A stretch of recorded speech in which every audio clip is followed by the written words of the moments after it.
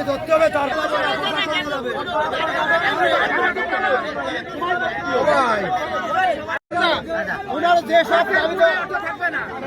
ওনারা যেসব দাবি দেওয়া করছে যৌক্তিকতা আছে।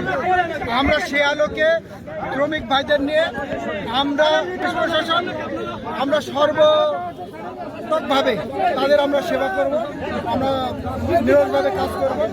আর যে উচ্চ ঘটনা ঘটছে এটা আমি আসামিকে গ্রেপ্তার করে আমি আইনগত ব্যবস্থা করব।